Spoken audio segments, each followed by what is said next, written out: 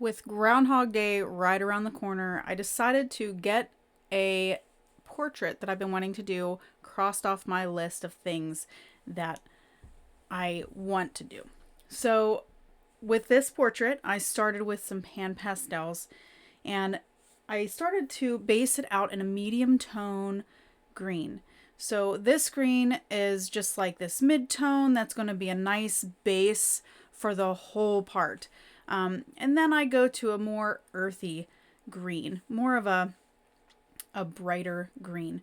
And they're side by side, so they look great together and they mix very, very well. If you've never used PanPastels, they are wonderful addition to your collection, and they're great for underbases, they're great for mixing, and especially those blurry backgrounds, which is exactly what I'm doing. So now I have this darker green, and I'm going through and adding those dark spots. Now I'm just taking my time and adding where I want those dark areas to be, and there's going to be some black in here as well to make it even more dark. Then I go over, of course I have a dirty sponge here. I like to kind of mix them all instead of flipping to different sponges. I just seem to continue to mix, especially if I'm using the same tone. It gives me a lot more range, a lot more mixing ability. Back to my mid-tone green, I'm going through and just adding spots. And then I get my lighter green, which is actually a dark yellow, which is kind of crazy, but I just go through and add some more highlights, and I'm going to get a brighter yellow. It's a little bit more clean, and I'm going to take my time in adding those more clumpy leaf type areas. So here is the black. Now I want to be kind of sparing with this because the black is so like dense, like it's very dark. So I want to go through and just add a little bit here and there. I don't want to just cover the whole thing because then we'll wash out everything and make it like just super dark. Then I go back through a green and just kind of soften those edges. Now is my bright yellow, and I'm going to take my time with this and really be deliberate of where I put those little tiny leaf circles and just work my way across, clumping some together, making some bright, and then also just blending some of them as well. So this bright yellow, if I blend it with that green just a little bit, give a little bit more pressure, it will make just a lighter green, which is really helpful because it gives your picture some depth. It will also help with just that blurry effect when you're looking at it, and will really just make it great. Like the real big secret, I guess I would say, when I first started out with blurry backgrounds, they kind of confused me quite a bit actually, because as a realistic artist, I tend to focus a lot on detail. And when you get yourself into a blurry situation, you know, a lot of that detail is blurred out or is just kind of like meshing with other details. So it's more of an abstract concept. That was something that was very hard for me to process and took me a while to learn. So what I had to do was train my brain into looking at shapes and colors rather than details. Also, another thing, or the trick too with this, is that shapes and the details of the shapes.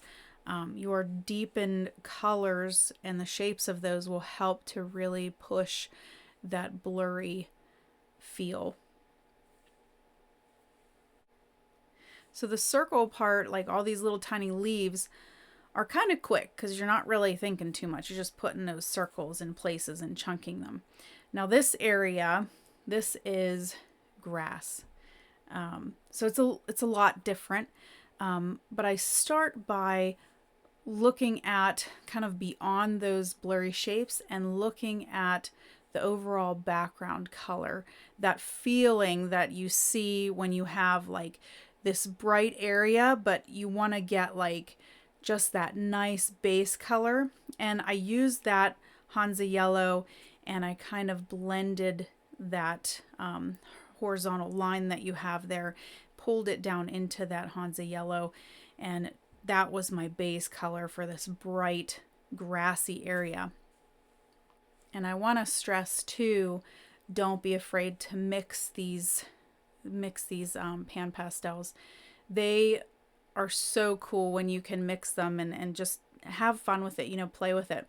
Now, if you're using the pastel mat like I am, you will notice that it has a lot of texture. So it grips a lot of your color, but it also will eat up your sponges.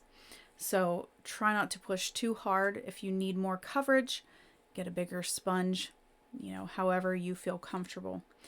Now I'm going in with my smaller sponge here. I used it up top. It is dirty. I've used it all over the pastel mat so far, all over my surface.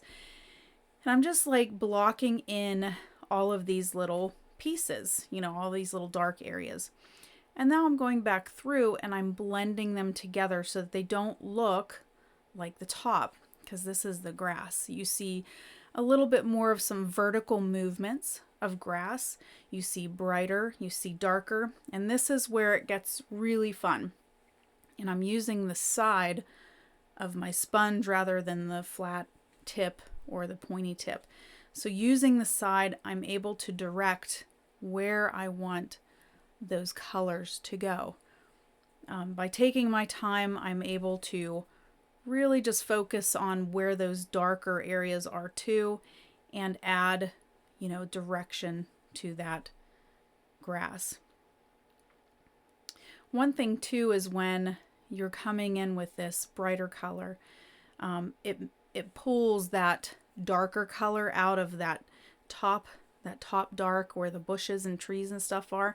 It pulls it out and makes you mix it.